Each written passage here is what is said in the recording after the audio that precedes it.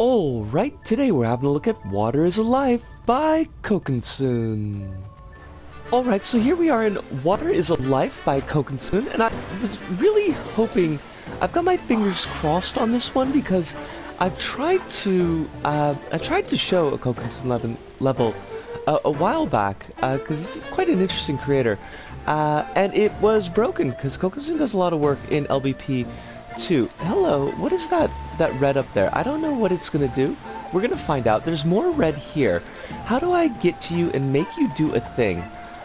Please don't be broken. It's not grabbable. Can I get out a layer? And is there something I could do? There. Oh. Okay, that's a thing. We have boiled that water. Take that water. You are boiled now. koknsun's levels are neat because they've got a lot of these little mechanical things and changes to the environment as you go along. But sometimes I do find that player communication can be a little bit of an issue with their levels. So should we have known to do that? Maybe we should have. Maybe I should have expected that. But we are moving on. I tried to look at, a couple months ago, a level called Hokusai's Soul, and it was unfortunately broken in LBP2, and that's not good. Broken in LBP3 because it's an LBP2 level. But I also played Gate to the Future for the archives, and Gate to the Future is... oh, fudge. Yep, knew that was going to happen. Is an amazing level, so I was like, well, let's give koknsun another shot. So here we are, and fingers crossed, I can show off this to some effect. Now, you look like you flip, but why? Red stuff up there. Should we be shooting the red stuff? I mean, it worked before, right? Except it didn't? Did it? Okay, yes it does. Those are peppers, they are hot. There's a lot. This level is already a lot. There was like a fairly long intro cutscene to the level, and it was, I wasn't expecting something quite so poppy at 5 o'clock in the morning. We'll show that during the outro. It was neat. There were birds, and I do appreciate birds. I kind of feel like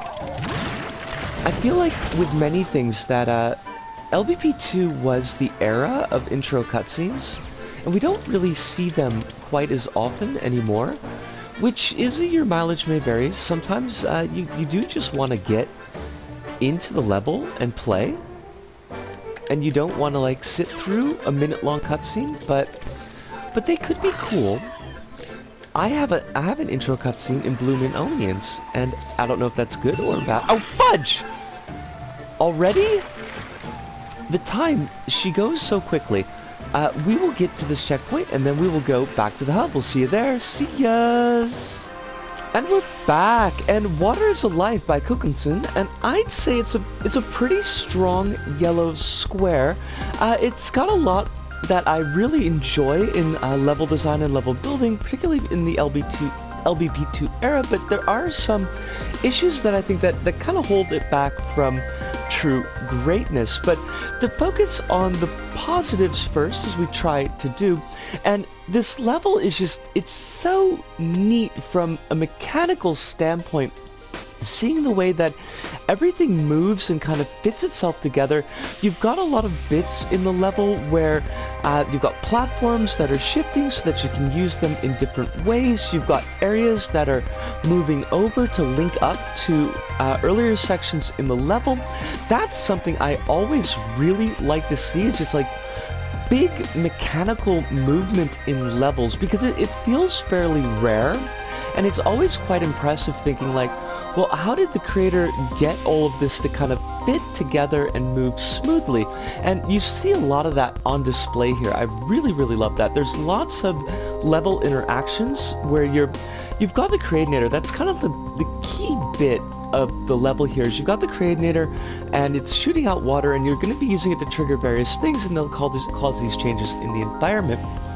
But you do that a lot through the level, and I really like levels that are interactive in that way, where it feels like you're having some kind of impact and you're not just moving through a space. So that was like, that's stuff that I really love. It's got some nice opening cutscene and ending cutscene bits, like very nice, very beautiful animation sticker work. That's really cool. You see some really great sticker work and animations throughout the entire level.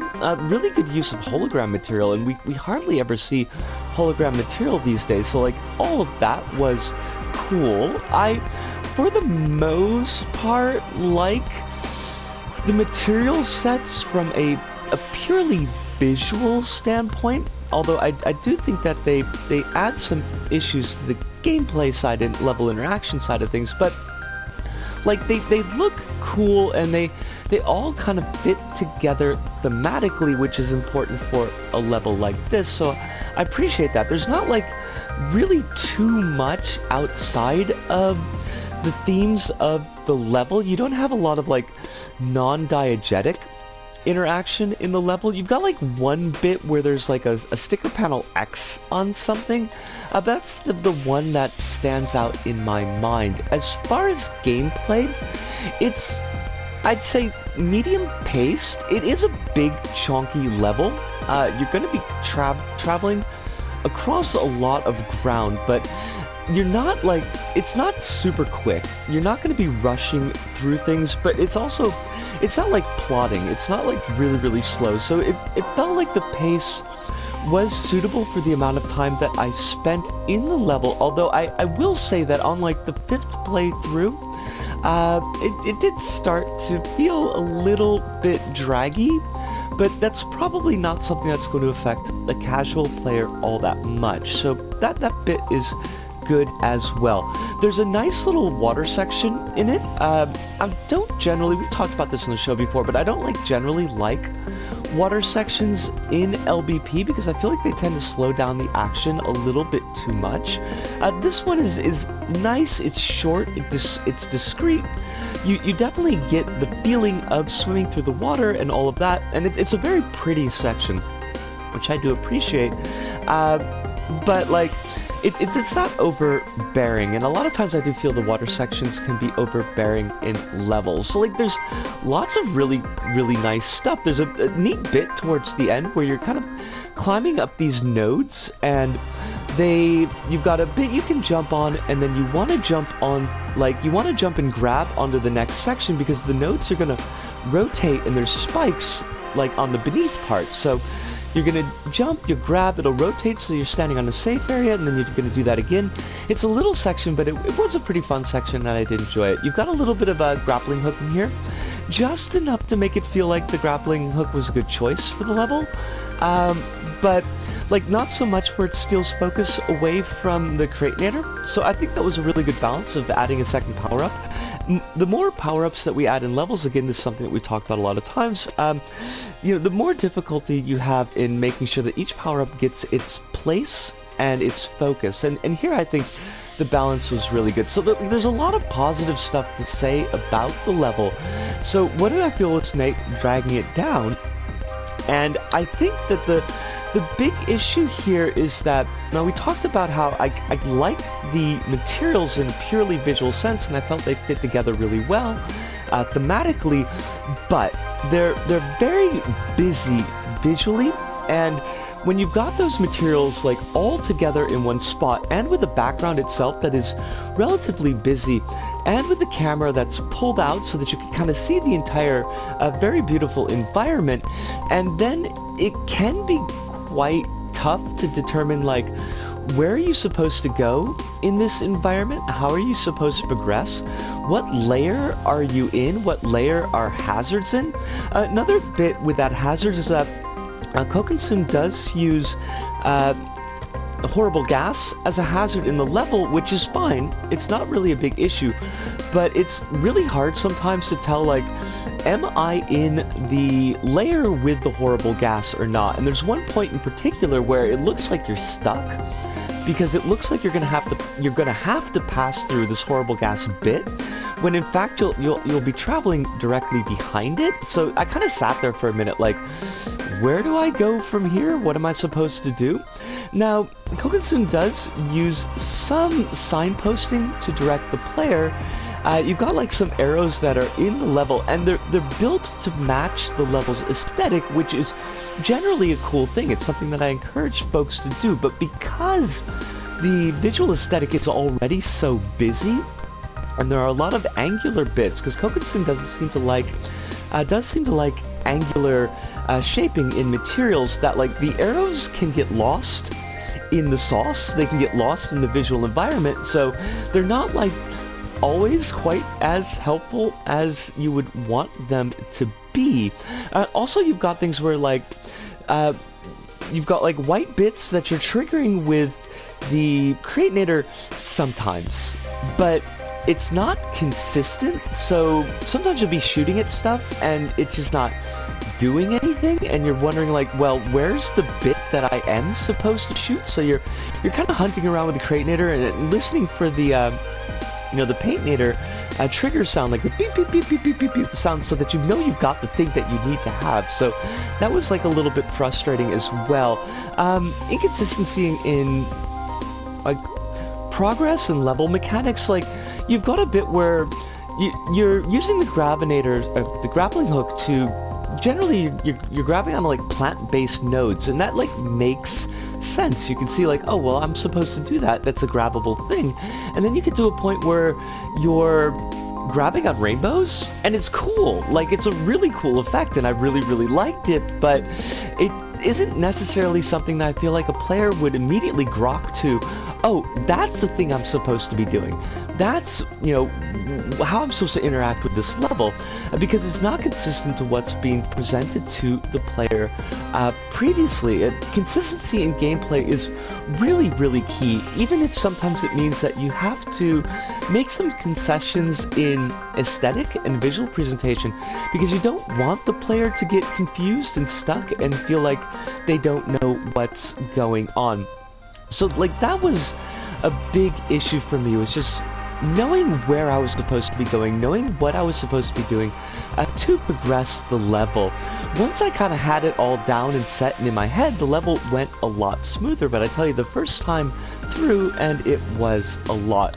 Now, I did play a number of Koknsun's other levels, mentioned in the video that I had tried originally, like a couple months back, I think, to play, I think, Hokusai's Soul, which is it's a level kind of based on the creations of a ukiyo-e painter and a woodblock carver, actually, and did paintings with woodblocks. But anyways, that's a secondary thing.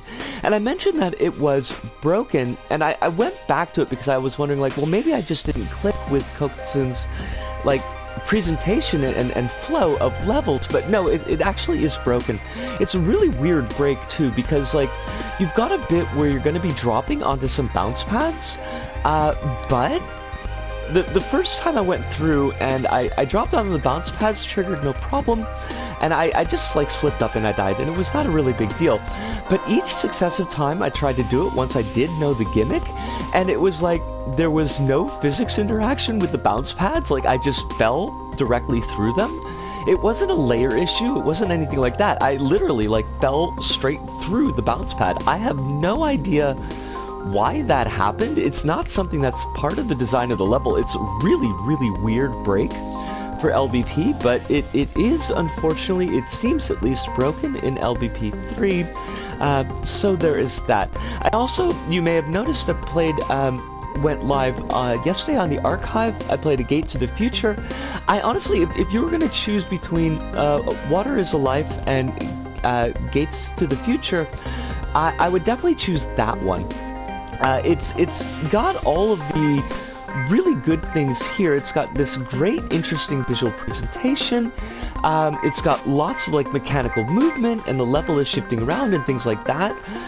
But it's also like much more it's much easier to parse visually, and it's much easier to understand like where you're supposed to progress. And there's about a year's gap between the creation of this level, which was 2011, excuse me, and then Gates to the Future, which is 2012. And I think that in that space, that koknsun did improve as a creator in how they were communicating with players. And so that one is like, I feel like you get a better all-around experience, and it's still a very strong feel of like what kind of creator that koknsun was. This level though it's fun. It's a cool level, it's a neat level. I think that you'll have a good time with it. It could just be a little bit frustrating at times, but I think it's worth a try. I managed to get 6th place.